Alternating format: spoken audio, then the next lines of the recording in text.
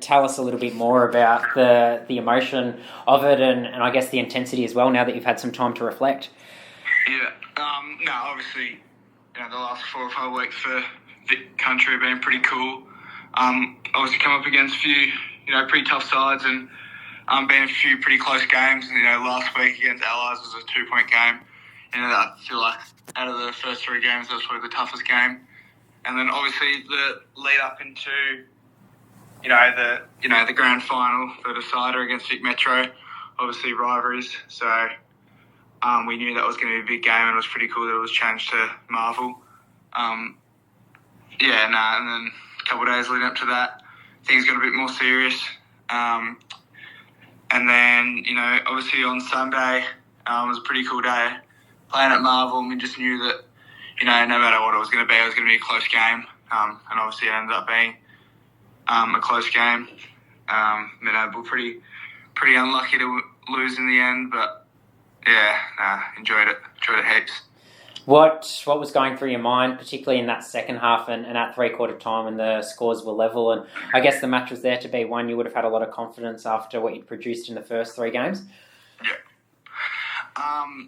Just at half time, just brought back to my strength and just remember, I've got that confidence to do what I can do and be able to impact down forward. And I was able to take a strong mark in the last quarter, and so that built heaps of confidence up. And I feel like as a team we were definitely confident throughout the second half and throughout the whole carnival, and we thought that we could take it. But for myself, just doing the things that I know I can do, and driving that confidence through the second half.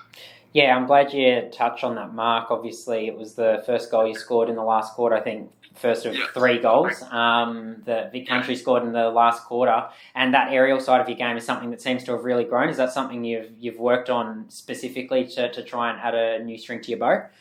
Yeah, I feel like I've sort of had that ability to take a strong mark over the last sort of few years of my footy, but I feel like over this pre-season I worked on it a bit more, and sort of at the start of this year sort of showed it in my game a bit more than I maybe did last year.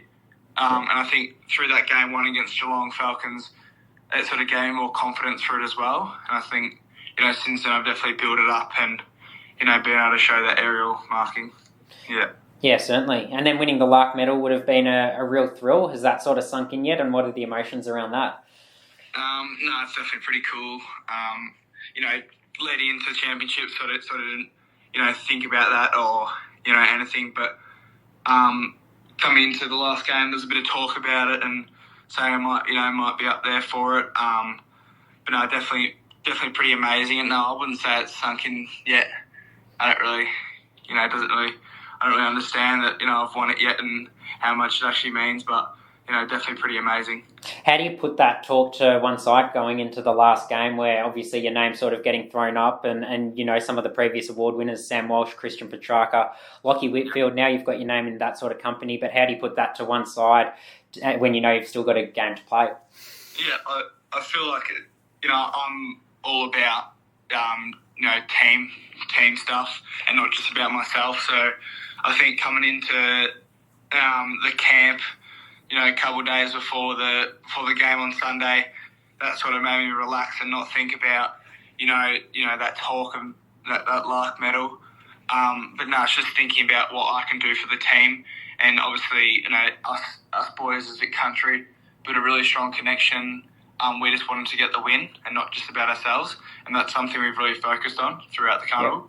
Yeah, it's certainly shown with the way you've played and the chemistry and that sort of thing. And I guess you touch on the camp there, and you've touched on some of the players you've been able to play with and against. What's it been like playing alongside some really highly regarded midfielders, your Finn O'Sullivan, your Xavier Lindsay types, and getting to spend time with them?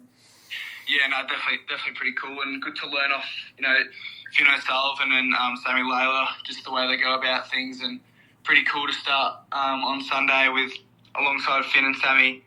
In the midfield as us 3, and then obviously coming up against, some other big names for Vic Metro in Josh Marley and Jagger Smith and Levi. That's pretty cool to come up against them. But, just sticking to what us midfielders know and definitely pretty cool. And, sort of see myself sitting around them. So yeah. When did you find out you were going to be playing predominantly midfield for Vic Country? Obviously, there's so much talent in the lineup, and a lot of players like Archie Wicks, Sammy Lawler, like you touched on, even Jack O, who didn't get as much midfield time, but do play midfield at a coast league level. But you were certainly a starter in there. When did you find out that would be the case? I think it was just based on how I was performing. I think the first game, the plan was to sort of play majority there forward for the first half. Yeah. And then I was able to perform pretty well. And I think sort of since then, it's sort of been based off my performance of how I've sort of started in the first half in the midfield and been pretty lucky to perform pretty well. So that sort of kept me in playing majority midfield. Yeah, so it's just sort of based off that performance, and things could have changed any moment, but no, pretty lucky to stay in there for the majority of the time. Yeah, definitely. And you had a pretty good academy series as well. Did that give you confidence that you could do it at the next level? Obviously, you played against men in those two games. Yeah. Definitely. I think for those two games, I've obviously played majority, sort of forward, a bit more key forward as well. But no, I think a little bit of the time I went inside and had an impact in the midfield. But no, definitely having that experience, those two games, definitely built up confidence, knowing that I am capable of coming up against the bigger bodies and hopefully into the future at the next level.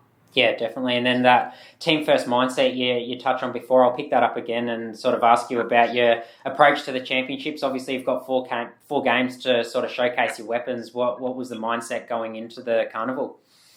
For us boys, we really just focused on sort of the team aspect instead of individual. I think mainly because over that last sort of period before the championships, every other team sort of trained with each other, and we didn't get that opportunity. Yep. So we just had to make sure we come into camp, connect really well, and evolve like a really connecting chemistry team, and I think that's been shown. So just those sort of camps, and it's something we really focused on, and I think sort of showed that compared to all the other teams that our connection and chemistry was there. So yeah. Yeah, certainly. From an individual standpoint, was there anything on field you wanted to show? Any on field attributes you were keen to display? Yeah. No, definitely. I think when we talked about is that marking, but obviously didn't play as much time at full, but that midfield sort of craft, and really wanted to show my kicking ability as well, being able to find someone up forward, whether that's through score involvements or throughout the back line or wherever that may be. And I love showing my in-out handballs as well, so being able to get that hard ball and sort of take a few steps and get away and give that nice hands. They're sort of the things that I want to show. Yeah, tell us a bit more about the kicking, because you've obviously got the size and the cleanliness you use so well in the contest, but that left peg seemed to be really influential throughout the 4 games. Yeah. It's something I've worked on throughout pre-season the last couple of years. It's just that, being able to drive that power into my kick and find someone, whether that's 20, 30 or 40 metres away, is something I've really worked on, especially going to forward as well. Just using that power and making sure I find the right option is definitely something I've worked on and enjoyed using this year. Yeah, certainly. And now going back to Coast League level for the Stingrays, what does the rest of the year hold for you in regards to on-field goals? I'm very excited to get back to Stingrays. I think we've won 4 in a row. Obviously, me and the other boys haven't played in those majority of those games that we've won, but no, definitely look forward to go back there, and no particular goals, but just I wouldn't mind some real team success. I think we can drive ourselves pretty far into the year, but no, just keep up consistent football in an individual point of view, and being able to keep impacting down forward and show my marking ability down there and my dominance inside, and keep using some speed would be really important for me. Certainly, and obviously yourself and Cooper Hines have been a couple of leaders when you have been there. You're obviously the co-captains. How do you feel like you complement each other, not only as leaders, but also in the midfield mix?